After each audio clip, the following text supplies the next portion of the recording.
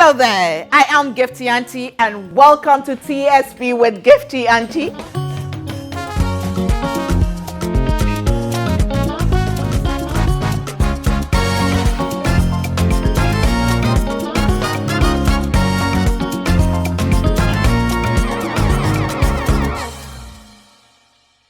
Hello there and welcome to part 2 with my conversation with Bashiratu Kamal, the woman born to be fiery, a woman born to speak, not just for herself, but for many. Again, I say thank you to Amazing Grace Enterprise for my fabric. My outfit is by Eminent Fashions. My hair by S-Nut. I don't know what my sound man was looking at, but he popped out to look at me. That's okay. Thank you to S-Nut for my hair. Makeup by The Global Makeup Products, Sigma Health and Beauty. My beads, my bangle by Twinny Craft. Thank you so much. And of course, my bold earring and ring and watch, of course, by The Boy of Fashion. We take a break. When we come back, we will bring you part 2 of this amazing conversation.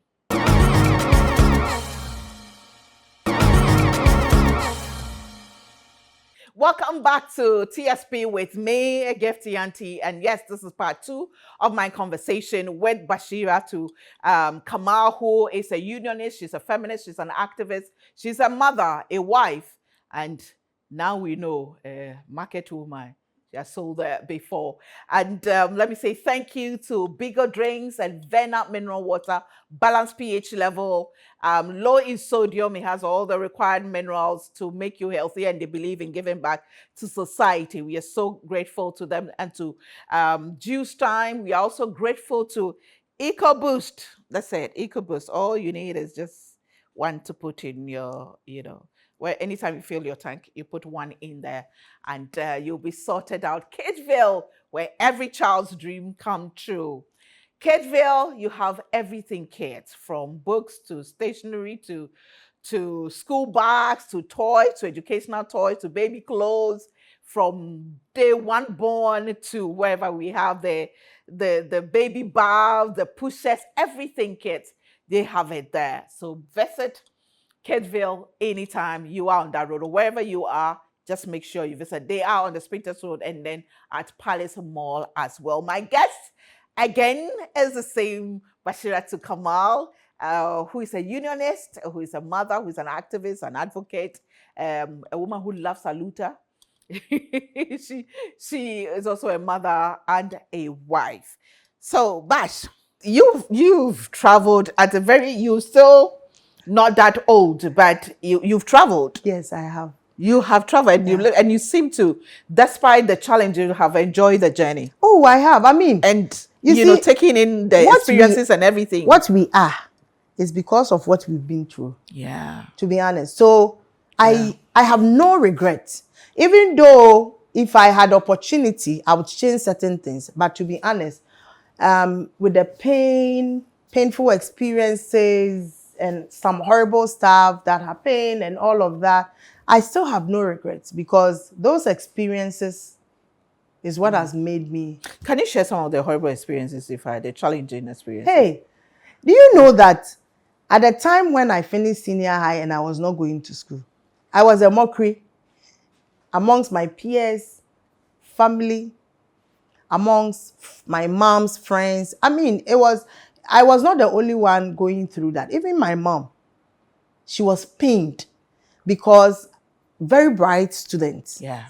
And then people you used to help in school, they've gone to university and finished. And people will pass subtle comments about you.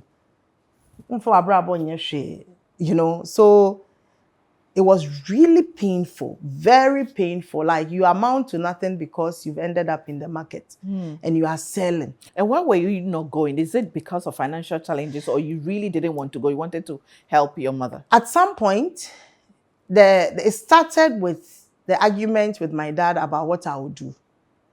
Whether I would do the university or I would do a journalism course. Because at the time, no university was doing journalism. Yeah.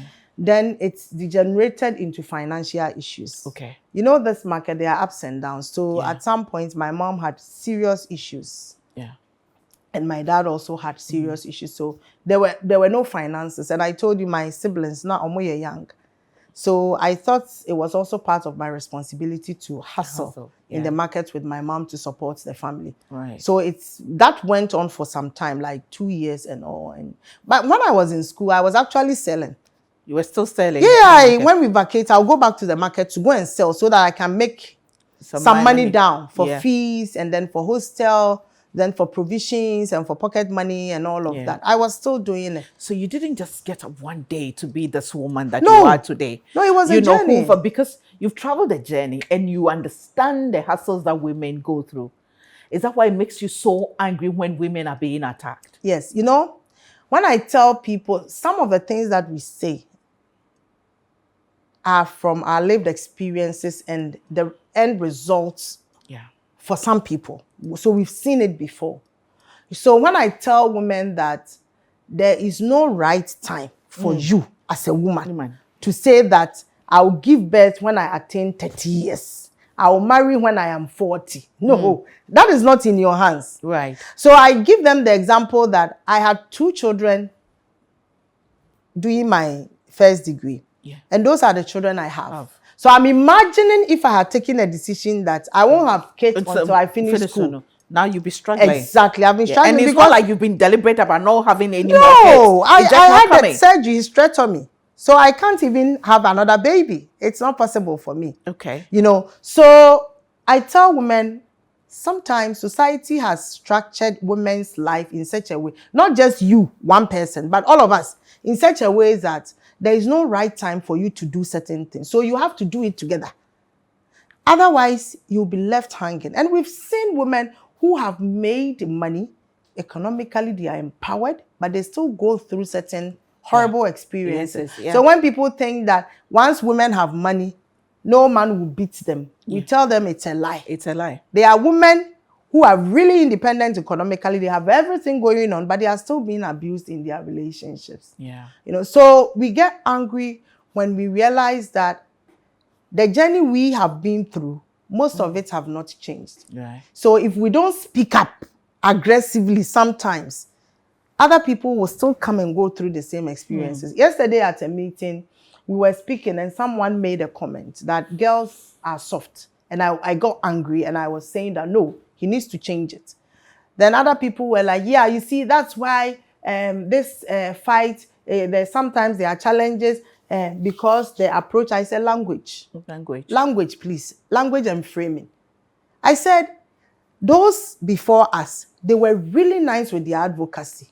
Oh, I remember. Even now, some of them still tell us to tone down. They were the nicest activists I have seen.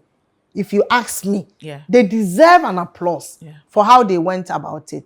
But you don't expect us to go the same tangent because with all the niceness, they still didn't have it easy. So sometimes with this generation, you don't have to go the way they went. You won't get to the destination. You definitely won't get there. So you have to use you speak the language they understand. You know, Bash, you made mention of something that, especially in your community, the Muslim community, to openly say that I had hysterectomy. You know, to say, actually as a woman, to say that you have your womb removed, you'll be stigmatized. I don't care. No, but this is something that I don't think this is the first time you're talking about it. No, I've said it on. You speak freely about your journeys and you don't care about the attacks or whatever that comes. You see, one of the problems women are facing is because every woman thinks that their experiences are peculiar to them. That's why a lot of women are emotionally down. Because they are questioning themselves and questioning God. They do not know that the experiences they are going through, other women have been through those experiences. So it is high time we talk about the experiences openly for people to understand that this is not peculiar to you. It's a normal thing to go through. And you don't have to feel bad and beat yourself up. But all you have to do is to understand what you are going through and take care of themselves. There was a time I spoke about the hysterectomy, And I have an auntie who always gets angry when I talk about it. But I tell her I don't care. Because if we all agree that and you be an ebe sikeni, you be an ebe sidan, and you talk about it freely, why don't you understand basic things like and your baby an ebe timiawo, and your baby an ebe worry, and your baby a cry maybe your person worry willingly. Yeah. So why should it be a challenge? So I spoke at an event, and in person, I was talking about, I think, safety and health in the workplace, so menopause, reproductive, and I said it. And after the session, there is a woman who walked up to me and told me that I don't know what I have lifted off her shoulders. Like, what is it? Then she said, she's been going through a challenge, and she was told that that is the only option she has. And she has refused because Obadi, you are with why a bema. So that is killing. And I asked her, I the person who will be a man or see you some men cramming to me. I said, so what do I would then say Bekuma? Until you have to make a choice. Upeso and I say, Upesa what's now or see some man in his son, person I said, okay.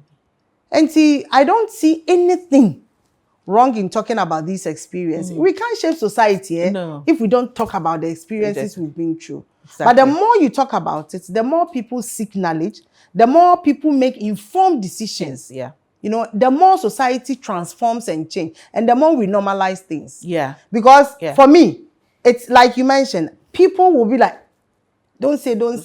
One day I said to someone, said, no, don't say, anybody me see anybody. What me anybody, and yes, I may be yare. And yes, I will see what they are no. Into Nina, what they show me no. What they show me some in your day. I'll talk about it. One, for purposes of information, for people who are going through hard times, making these tough decisions to know that it is normal. Normalize certain things. And it will be through experiences. Yeah. Let me make you laugh. You know, there was an auntie of mine who told people in Kumasi, rumors that when they said I've gone back to school. And whenever I see her, I smile. Especially when she asks me for something. I willingly give her a smile. I shall win in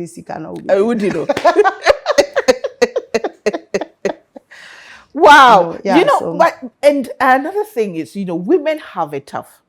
But if we're to be candid, women from the Muslim community maybe have it double tough. Because you being very vocal, very outspoken, very opinionated, being passionate, saying it. I use the word for Watsumada that she's a sharpshooter.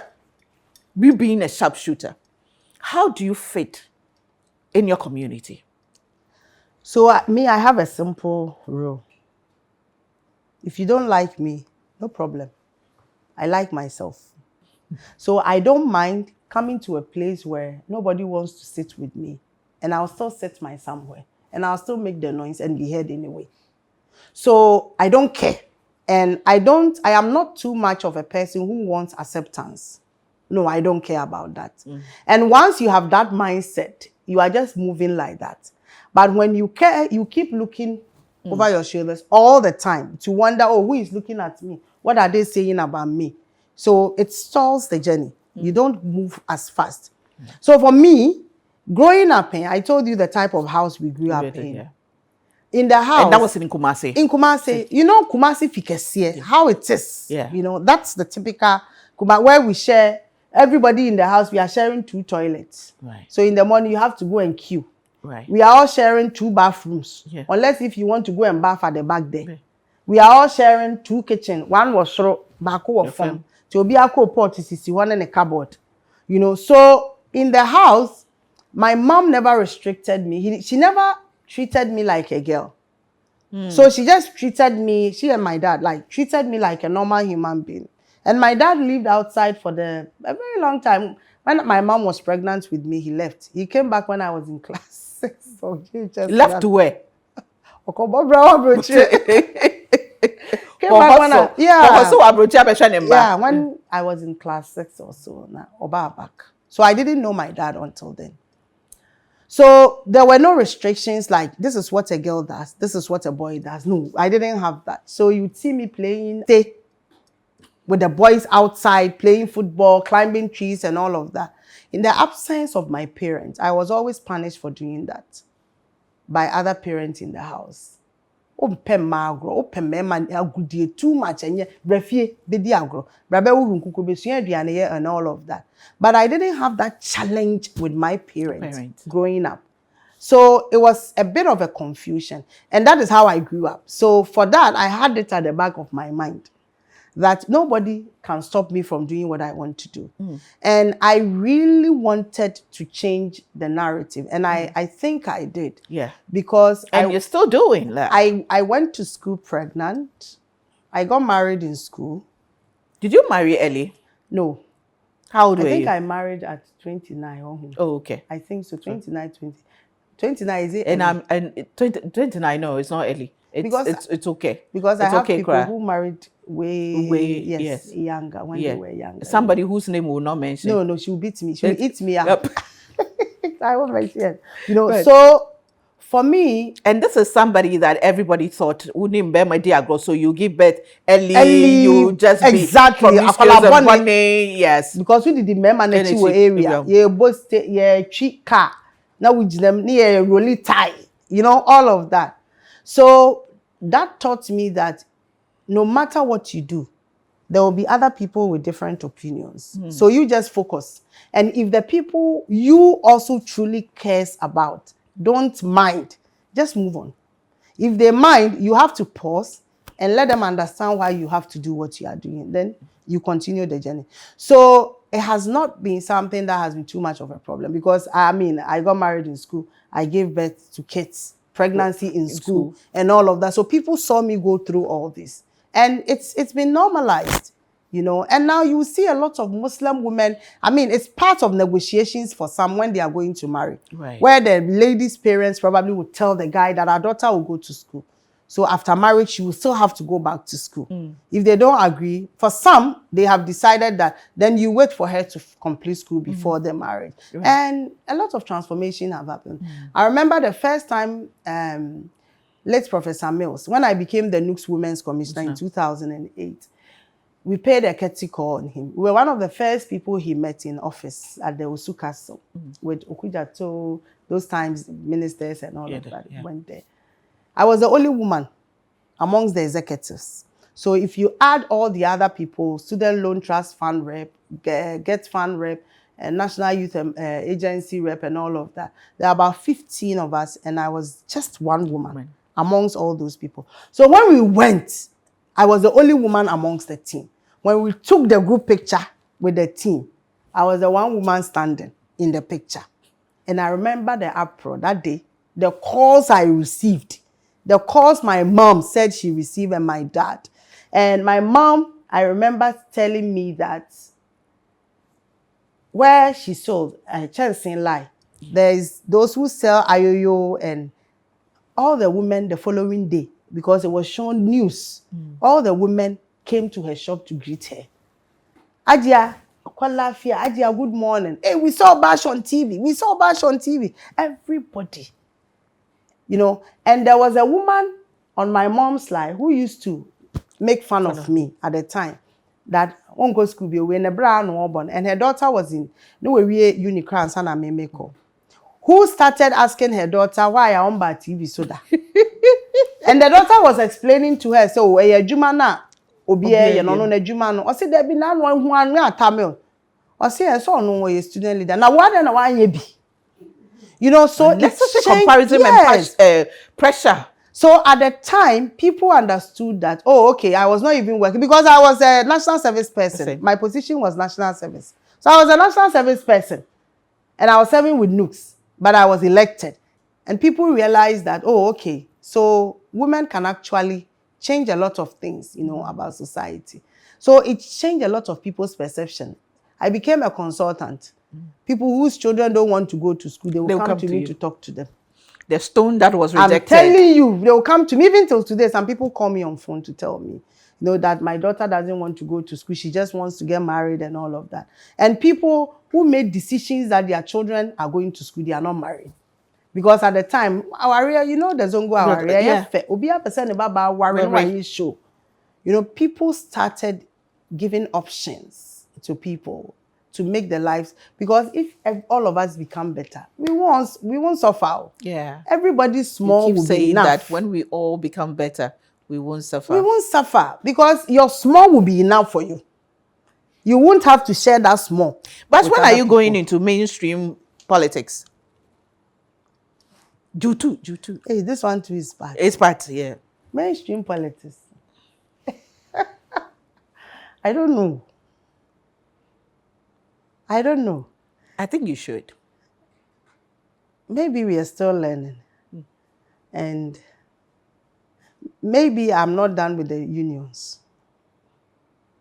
You are doing a lot. You can still be a unionist and still be in politics. Yeah, but you know that, the labor movement itself has a deficit when it comes to women's leadership. So, yeah, maybe I'm not done with the union. Wouldn't you be happy? You are just dodging the question. No, wouldn't you be happy if, for instance, one day you wake up and then you are told that the first woman deputy general secretary or general secretary of a union after 75 years? I'll just put cloth around my waist, you see, and come and greet you. Exactly. But still, we need you. As for the national politics, we will do, inshallah. No. If Allah gives us life and strength, we will definitely. What is your hope for women in this new government? Well, are you impressed with the appointment so far? No, as for that, no. As for that, I'm not impressed. Because we are not looking at it on the whole.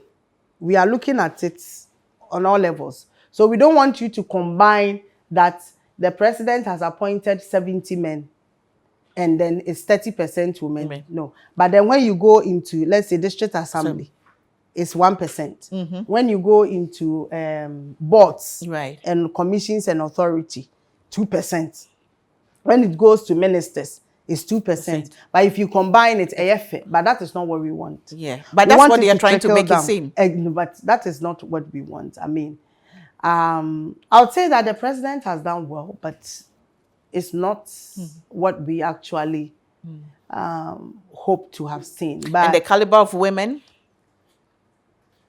Yeah, so far I'm not disappointed. Yeah. You know, I heard Amma Pratt make a statement which I thought was very profound. Amma Pratt, who is now the press secretary for Vice President Professor Jane Nano Pokuajiman, she was asked what kind of legacy she would expect or Professor Jane to leave. And she said, first of all, she being the first female vice president being there is a legacy enough. And of course, she would want her to, do more. But that, and I even have goosebumps. And I thought that was a very profound statement. Because it got to a point where people were saying, oh, we just don't want women. We want capable women. We are looking for capable women. But the fact that a woman is there. Even entered the space. Is a plus. Yes. I mean, it's important. There was, I think, in 2020 elections. So, I think in 2020, we said that when people were insulted, we said, even in corruption, we want equality. Even in failure, we want equality. Because men have been failing us for a very long time. So if women fail, but for now, you are ahead of us in that game. But that's why I said changing the narrative is critical. Because remember, women are not a homogeneous group. No. So you can't compare urban women to rural women. You can't compare, even in urban, there are differences. If you go to Teshi, if you go to Lashibi, you go to Kaswa, women are not the same there. So I have the opportunity of seeing women do wonderful things on social media. And then I'm like, oh, I'll do some. Oh, I'll get there. Oh, woman prime minister is nice. Some people only have to see that when they see the woman in person. Others have to see it on TV alone because they don't have access to social media because probably they don't have smartphone, they can't buy data, different, or they don't even have network in their area. So the narrative change is the beginning of the change for some people. Right. For me, Seeing a woman vice president in my lifetime is wonderful. I'm Amazing. clapping. Yeah. But I have seen some for other countries before. Becoming president. Exactly. For a lot of the women, until be that, especially Ghana. Exactly. Yeah. That's why it's really significant for Prof to have been able to change that narrative for all of us. Let me take a break here. When we come here, we'll look at the feminism front. Are women fighting each other? Is the women movement still intact? Is it strong? Why do we sometimes have women, even those empowered, fighting each other?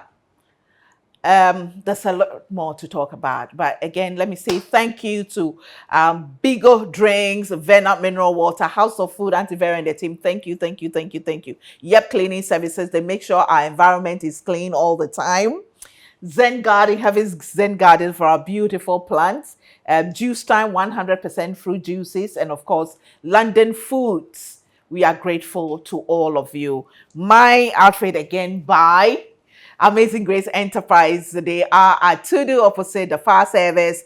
And this outfit is by Eminat. My hair by S. Nash. They are on the, Awudume stretch, cemetery between the Awudume cemetery and the roundabouts. They are in there somewhere. Beautiful place to go have your hair done. My bracelet, that's my beads by 20 Craft. Thank you to them. Earring, one has come off, but still we move. That is the thing, We move regardless. We go, It's by the boy fashion makeup product by Sigma Health and Beauty and beautifully applied by the Glow Bar. Bash's makeup is by Pensy Beauty Hub and hair outfit by the one and only Zaki. We'll be back.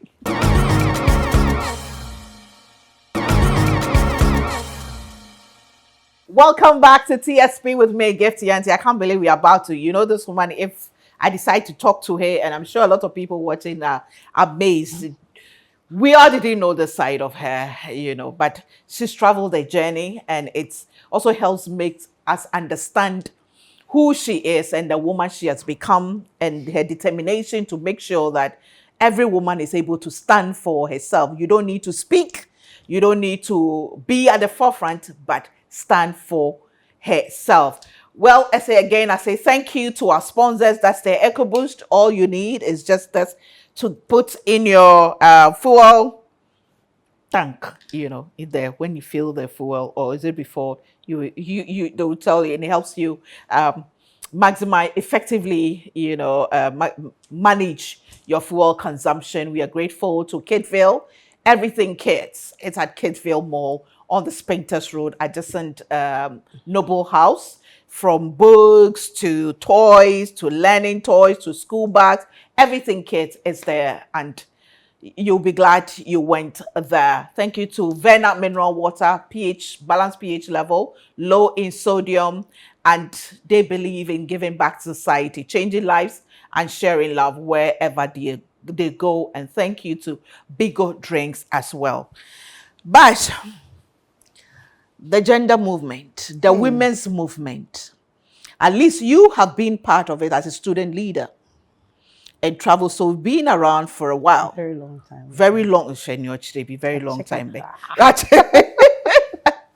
You've seen it go through various phases. Are we in a good place?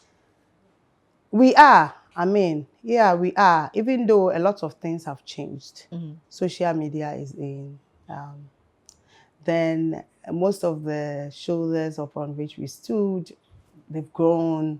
Some are taking more of a back seat, right. But the struggle still goes on in different ways, obviously. And then the other change is also that maybe access has been broken in some areas. So there has been more women having the ability to access certain things than before. Now, a lot of the work has been around the laws. We have them, plenty, but a lot more of the work has been channeled into putting pressure for implementation support services. That's where the challenge is. So initially, where it had to start from the base, education and sensitization, going on the street, doing advocacy, some of it have changed. So now we got what we wanted. So it has to be now with policy makers more of it. But the movement, I can promise you, is intact. In fact, it's grown bigger than when they brought me as a small girl inside. It's grown bigger. You are one person who's been advocating and championing the need for everyone who calls, or most people who call themselves feminist or activists who are at the forefront, to get some level of education, training, especially in policy, in strategy, and all that comes with it, so that when you talk from a point of information, of knowledge and understanding of what you're talking about. Even experience. So even for me, there are some of the online feminists that I sometimes invite to some of my spaces to come and experience the things. Advocacy come in phases, but sometimes you have to witness the lived experiences. So it's not just about reading and talking, but it's also about seeing it. One of the most effective ways of doing advocacy is not speaking over people all the time. So you speak the language of the people, you behave like the people. So as I'm speaking to you about why there is a need for you to put money in the domestic violence fund, I'm giving you instances where, because of the lack of funds, women have done this, vulnerable people have gone through this. So you feel the need to do it. So it's really important. And I mean, so adding emotions to it plays a part. A very huge part of the whole story. Then, even me, I'm learning. I've not read. So when people are sometimes telling me that, hey, Bash, I said, no. I'm still learning. Because it's evolving. Yes. Yeah, the world is evolving. And every day new things are coming up. Every day new things. It's even difficult to keep up with how things are changing all of a sudden, But you have to strive to know. Because if you don't, people will get tired listening to you. Yeah. They've heard that too many times from you. Yeah. So what different thing are we going to hear? Like usually when I'm here, I'm talking about women's rights, but today I'm talking about something different altogether. So don't let people get tired of listening to you. And the world is changing, and there are lots of factors. If you don't keep professionally developing yourself and all of that, you will not understand why it is important to tackle climate change, because climate change has a link with domestic violence. You wouldn't even understand that. Right. You will not understand why it's important to talk about food security, because food security has a link to nutrition, or even affects some women the way they menstruate. Because when women's health, when you can't depend, fruit in the crowd, chemicals are saying no. So you need to consistently strive to learn. And the last time I remember I made a post about feminists, not all feminists being gender specialists. Yeah. And it was controversial one, and people were like, oh no, wow. I'm like, as a gender person, you need to understand that there are tools that you use to do the work. Because if someone comes and tell you that, do a gender audit for me, I can't do it. And feminism advocacy we hear tools to use to do it. So you have to strive to learn. Then one thing I've also learned is diversity in learning. If you enter a classroom, there are people bringing different experiences. Right. So when you are learning, on the learning path, you get to know so many things that hitherto you wouldn't have been exposed to. Because you have been comfortable in your world, and you've only heard the stories from maybe Accra. But someone has come from UK, someone has come from Nigeria, someone has come, and then you hear what is happening on the same issue, having the same effect, but different things that is leading to that in terms of the context is what is different, So it's important, and we have to keep learning. We have to keep developing ourselves. It's a tough decision to make, but we have to. Do you think politics has also somehow divided the movement, the front of the movement? Politics has always been around with the movement. And I mean, feminism itself is a politics. So one day I told someone that what is your politics as a feminist? And was like, what has politics got to do with feminism? And even this water, there's politics around it. Why would you buy Vena instead of buying another brand? Right. There's politics, a political decision. So sometimes when people say that let's remove politics from this, I say I'm talking it is about not possible. partisan politics. Yes. Partisan politics. Yes. They are discussing our water. They are discussing our air. They are discussing energy. It's politics. They are everything is politicized. But it is about your principle and why you are doing what you are doing. So that your association with a political party is not affecting the decision you are taking. So you are taking the decision that is right by people, not the decision that you want to be loved for. Because you belong to this party, you want to protect the party. So in terms of the feminist movement and the women's movement, politics has always been around it. Everybody in the movement votes. Every single person in the movement, everybody went to vote. Yeah. Is that not politics? Yeah. Exactly. So it is about the interest, the collective interest of the movement that matters. That's a superseding, exactly. We shouldn't affect what we actually stand for. Do you think that is also something that actually affects increasing our numbers in Parliament? Because people have, and I've been one of those who have been vocal about that in the past, that I don't see the women coming together once they get to Parliament. Of course, we all find that we won't vote for women, but once they get in there, it becomes like party interest more than the collective interest of women. That's what makes our politics different from, let's say, maybe the US and other places. Because for them, once they get inside the space, they forget about Democrats or Republicans. So you would see a Republican who is against a government intervention because they say that it is not good for the people. Yeah. So they will go and join these people. Not that they are against their government, but they are against that policy. And that is what we don't have.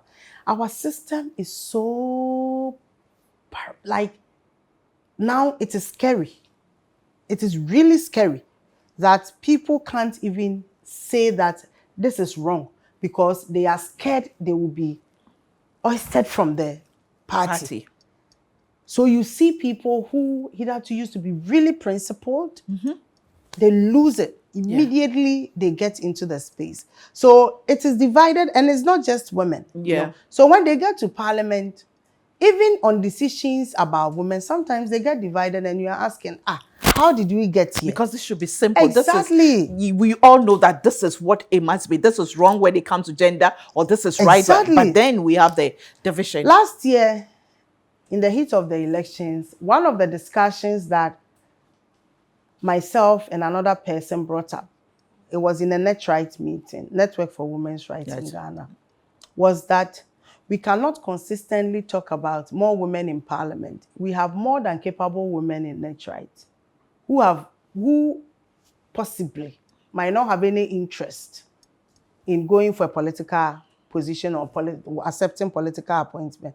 But for the few who will come out to do that in future, net rights should be able to take a position in terms of supporting them. Right. For instance, this Council of State election that all of us are talking about.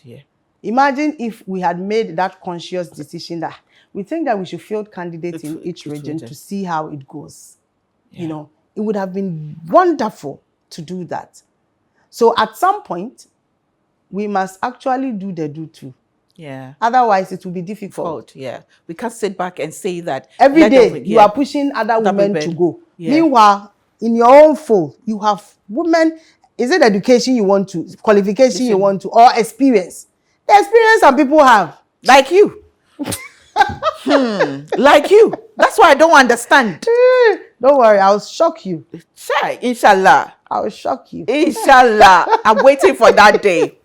And on that note, let's say congratulations to some of the women who are there. Shamima, Muslim, congratulations to her.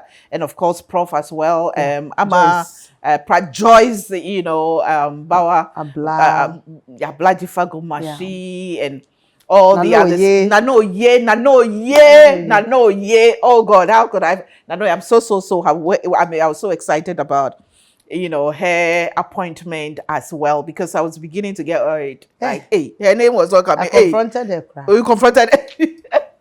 I'm So like, we are Madam, really happy. Song. Yeah, who's Adiane son? I'm like, Madam, son. Yeah, I'll sit there and she say, oh, Bash, relax. But yeah, it's been a journey, and I thank God we still have people like you. We still can interact. I mean, you were a clear example of and not just you, a lot of the younger ones, where we are able to blend the older and then the younger generations working together, learning from each other. And I must say thank you to you, because you teach me a lot. I learn a lot from you. I mean, you got me to be a member of Net Right, because I thought I was automatic member. Oh Lord have mercy. And we agree to disagree all the time, and you school me on it, and also freely will be able to tell you why I disagree with something, but we agree. We disagree agreeably. Okay. Now my final question is, Bash, I seem to have a problem when I see women attacking another woman because of a woman. Do you get me? We are fighting because of another woman. Yeah, it's like a woman must have said something that is obviously wrong. Like the question you asked me during my birthday. Yes. Obviously wrong. Or a woman we see attacking, so somebody attacking me. And then we come supporting me or the other person, and then fight me or her publicly. Do you get my? Three fights. It becomes three fights. That is not, you see, women don't hate each other. Absolutely not. Women are not their own enemies. Never. It is the system that has been structured to let people think that women are their enemies. Because everything that is happening around us is built inside that system, a system of patriarchy. Yeah. So our orientation is part of that system. So I've been brought up, if maybe I had decided to be that correct Muslim woman, correct, when I was growing up till now, I probably wouldn't be on this show. Right. Maybe if I've been brought out that way, I'll be seeing things differently, and I would have been telling you different stories now. Yeah. So my lived experiences growing up is different from yours. So we'll definitely have clashes. Clashes in terms of ideology, in terms of where women should be or should not be, in terms of how men should be treated in society, in terms of even the level of education that a person should have, in terms of whether women should work or women should not work, or in terms of normalizing violence against women or not. So because of those differences, there's always bound to be a clash. But advocacy is what comes in between that clash. Right. To write it, to say that this thing is wrong. Let's talk about it and end it. Right. But definitely there will still be people who will hold on to that system to ensure that it goes through, because for them, they've been through it. Nothing happened to them. So it's normal for you to go through it too. Exactly. That is the problem we have. Yeah. So women don't fight each other. It's just about differences in appreciating. But when you see like me going after somebody because now I'm tired, it's because now you realize that this person is being intentional. There are instances that there are people, I just send them DMs or send them messages that what you posted is wrong. You shouldn't have, because of A, B, C, D. And the person changes totally. You don't see the person repeating it. But there are people who be consistent. Exactly. They are really consistent in ensuring that they put women down. So for that one, when I'm coming after you, no mercy. No mercy. I'm coming after you because what should I do? I'm here, I am. And it's also as a result of the craze for more likes and reactions on their posts on social media. I know. Exactly. Imagine me getting up one day and just going to post. Your husband is your Lord. As a woman, if you make money, you should first submit that money to your husband. I'll check if you are okay. First of all, I'll call to find out if you're okay, if your account has been hacked. Now, once you are doing that, men are sharing and sharing and posting, and then they are liking and commenting. And the women are like, no, there's something wrong with Bash. What has happened to her? Is she in a good place? Let's check up on her.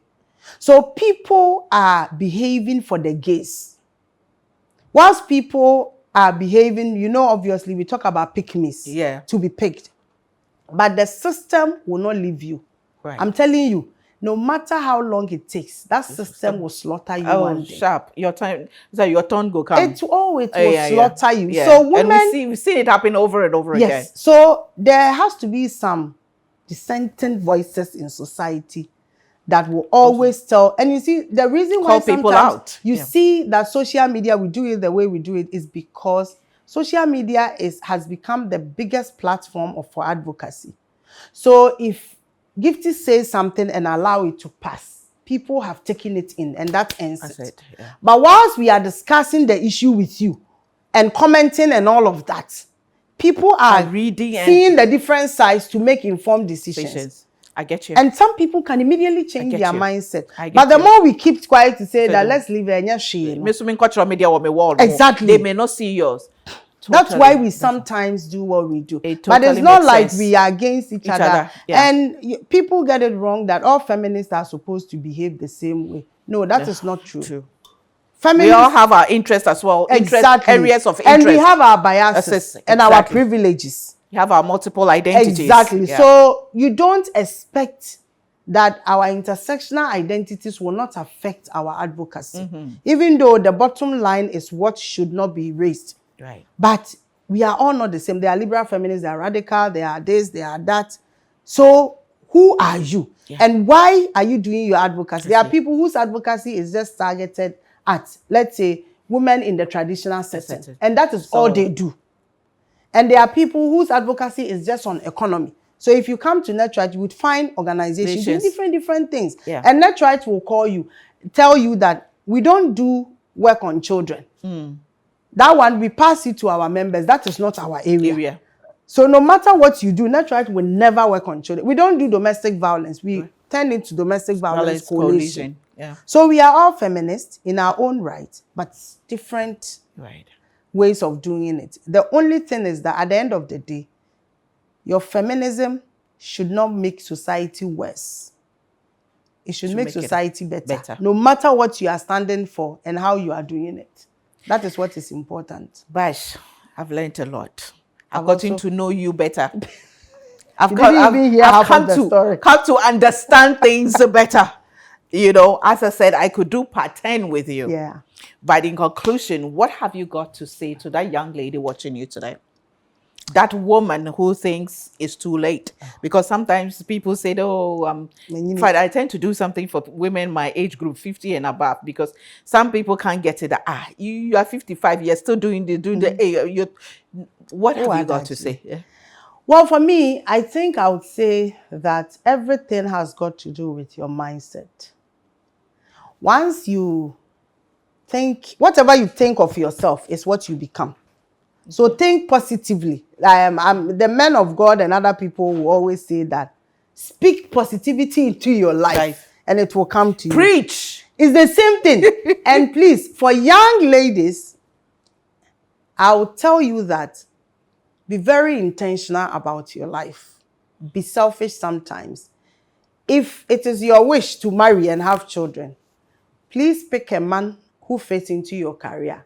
No man gets up and just get married. They plan it and they decide why they are choosing this woman over this one.